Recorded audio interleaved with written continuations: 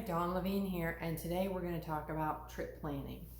So, I think the best place to start is to figure out how long you can be gone and then start from there. So, for me, that was a little difficult because I really didn't have I own my own business, I'm my own boss, and so it was a little bit of a struggle to start there. So I started a little bit differently. I put together a dream list of the places that I wanted to go to in Italy. So I just listed everything, kind of listed them in order of priority. And then I consulted with my traveling companions to say, hey, what places are important to you? What places are a must for you? So then I had a complete list, and I took the locations that were a super high priority for my companions. I put those at the top of the list so that I knew, okay, those are the ones that are important to everybody else. Luckily, my companions did not have they didn't have long lists. Usually it was like one or two places, and often those places overlapped with what I was interested in. We might have had a different level of priority for those, but I was traveling with family, and so we were all very comfortable with each other, and that made things a little bit easier. They were maybe more forthcoming with their opinions than they might have been with a stranger, um, or not really a stranger, somebody who is not that close to you. So, your family has to love you no matter what. Your friends, you can tick them off and then they don't want to travel with you anymore. So, they were very honest about their opinions.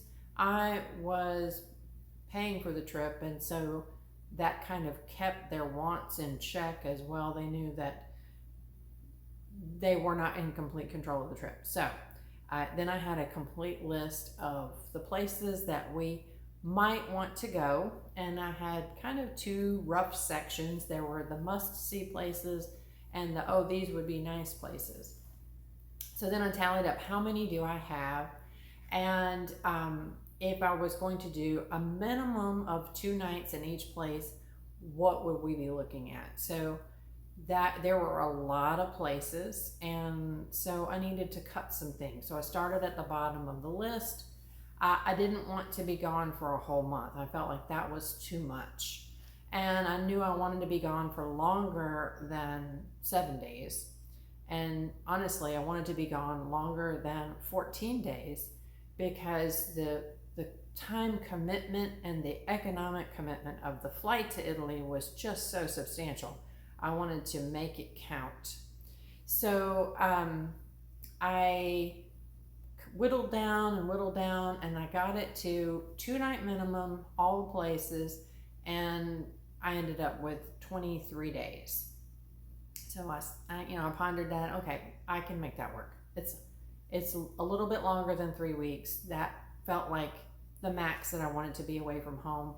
I had never been away from home that long. I have dogs, and to be quite honest, I don't want to be away from them that long.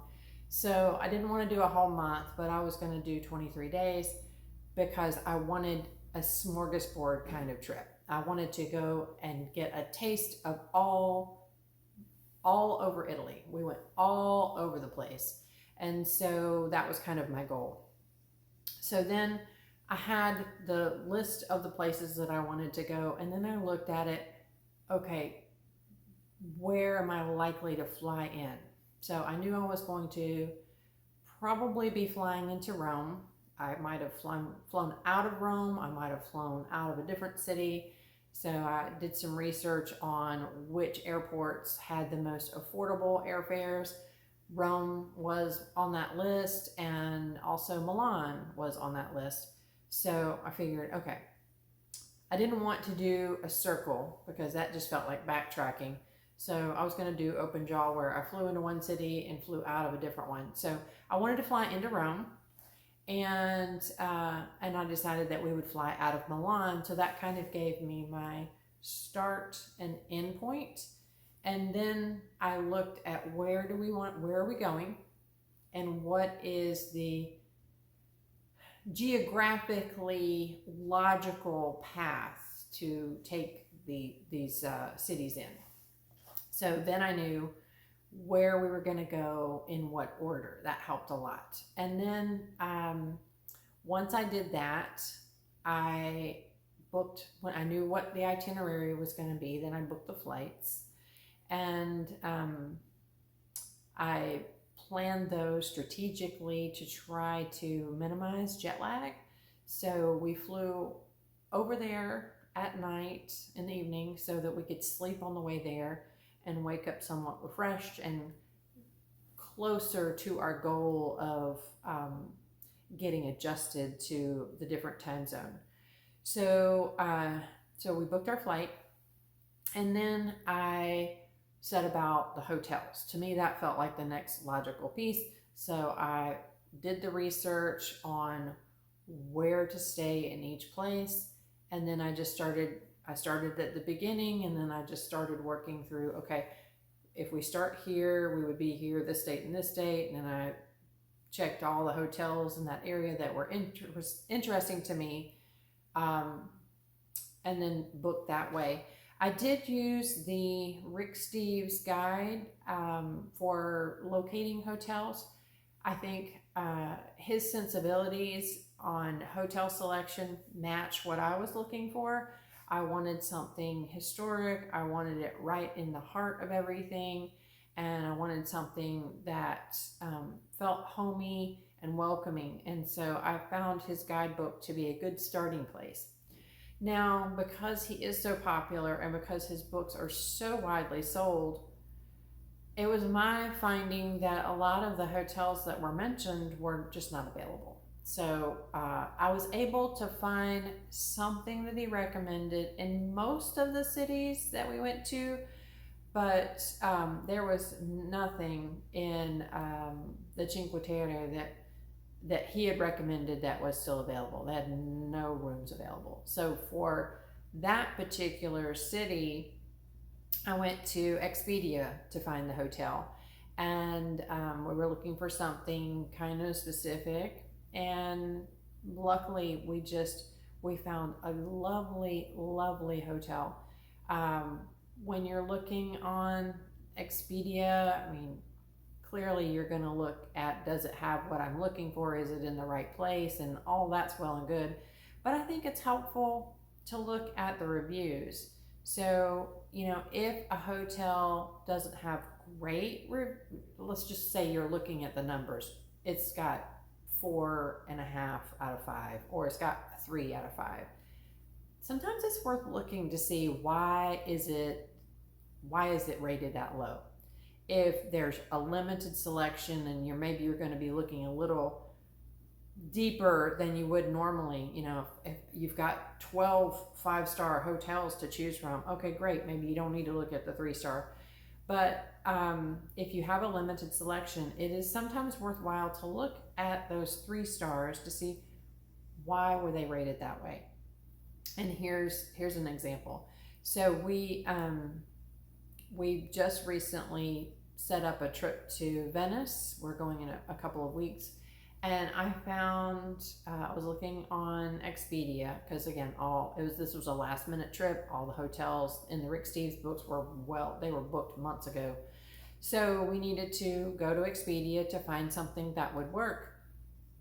And this particular hotel had a 3-star rating, and it was right in the middle of a great location. I'm like, that seems interesting. I'm going to look a little further into this. So I looked at the reviews to see why did it get those marks. And I discovered that it had gotten bad review after bad review after bad review because people did not read the description before they booked the hotel. So this particular hotel is on the 3rd floor, and there's no elevator. So, if you're staying in an old historic building, it was not originally a hotel, and it's going to be retrofitted for the purpose of being a hotel. And that means that some things might get sacrificed just based on the space available or what have you. So this particular hotel said clearly in the description that it didn't have an elevator, and people did not read the information there, and they went and they were unhappy that they had to climb 3 flights of stairs. Now, I understand that some people have mobility issues. If you have mobility issues, the responsibility is on you to do your homework. If you just don't, you just feel inconvenienced by needing to walk up 3 flights of stairs, then again, do your homework. So this hotel looks lovely in the pictures. The location is ideal. The pricing was fantastic because they're battling with this 3-star rating. So, and it clearly said in the description that there was no hotel or no elevator. So sometimes you can find a real gem. Maybe it's getting bad marks because of something you don't care about. So in that particular circumstance, I don't care if it's got an elevator. Most of the hotels that we stayed in didn't have an elevator, or if it did have an elevator, I wouldn't set foot in it because it looks scary. So keep that in mind. You can find some real gems that way. So once I had all of my hotels locked down, then I set about trying to schedule the activities. I don't recommend 2 nights in a location. I think you need after having done it for 3 weeks, I don't think that's enough time in a city. Rick Steve says that 2 nights is the minimum. I think 3 nights is the minimum. Our finding was that you needed at least 1 day to get acclimated. You need a day to just ramble around aimlessly and take in the sights, and you need a day for some structured activity. So I think 3 nights, that's my new minimum. I'm not going to do less than that. If I have to, I will cut cities off of a list before I will just do 2 nights. So so we went about scheduling on our activities. I will tell you that, especially in Italy in peak season, you need to book way in advance. Some of these things sell out in a way that is not really and wasn't expected on my part. I booked our trip, I think it was 7 months in advance, and still the Coliseum was already sold out. There were no tickets left for the Coliseum. So the only way we would have been able to see the Coliseum was to sign on with a tour, and we just decided that we weren't going to do that. There were so many other things to see in Rome that we just said, okay, that wasn't a deal breaker for anybody in my group. So I do still want to see the Coliseum, but we did not get to see it that time. We didn't want to sign in with a big group tour. And so just be aware that you need to book some things way in advance. And it's a little bit, that's a little bit challenging as well. There's some weird scheduling things. So for example, one of the hotels that we wanted to stay in, well, they're closed until, like, completely closed until March or mid-April, something like that. And so we couldn't even book that hotel until after that date. Same thing with some of the sightseeing items. For example, we were in Bolzano, and up there, there's the Ötzi Museum, the caveman that they found frozen in the ice up in the Alps. So he's got his own museum. You can't book that one any earlier than 3 days before your arrival. So it was an interesting little hodgepodge of trying to schedule things. So what I did was I created a spreadsheet. So I had, because I'm a list girl, I had a spreadsheet. The front sheet was the entire itinerary, these dates in this city, these dates in this city. And then I did a sheet for each city with all the details about, what site we wanted to see. Is it already booked? When can I book it if I can't book it yet? Um, Lots of the sites have these windows. You can only book, you have to book it this early, or you can't book it before this date. So just be aware of that. I needed a spreadsheet to keep it all straight because I planned the entire trip myself, and I enjoyed that part. I liked the research, I liked the organization, I just enjoyed that part. So if you do as well, a spreadsheet can be a good way to keep track of things. So in order to not repeat anything, if I found that something had no tickets, then I just made a note so I didn't forget that and try to do it again. If I needed to do it in a particular time frame, then I just made a little note on my spreadsheet, so I've got tracking of all of the dates that were relevant. I put in my hotel information, the address, the phone number, the name, and all of that good stuff, my reservation number. So I've got all of that on a spreadsheet. I emailed it to myself. I also printed out a hard copy, so I had all that information available in multiple locations. And so I hope you found this helpful. So that's kind of how I planned my trip. One other thing I did, so Rick Steves suggests that you just take his book apart and just take the pieces of it with you that you need. And I did that. So I chopped up my book and I put the pieces in my suitcase that I needed. So I had the chapter on Florence and I had the chapter on the Cinque Terre. So I had those pieces with me. And then as we would visit a site or a city, I would just jettison that before I left. So that was not a ton of space freed up in my suitcase, but it freed up a little bit of extra space as we went along. I didn't see any need to bring any of that back with me, because if I go again, I'll get a new book and with new information, and I'll just chop that one up and take it with me. So I hope you found this helpful, and I hope you will like and subscribe so that you see future editions of our podcast or our videos. And I hope to see you in Italy. Ciao.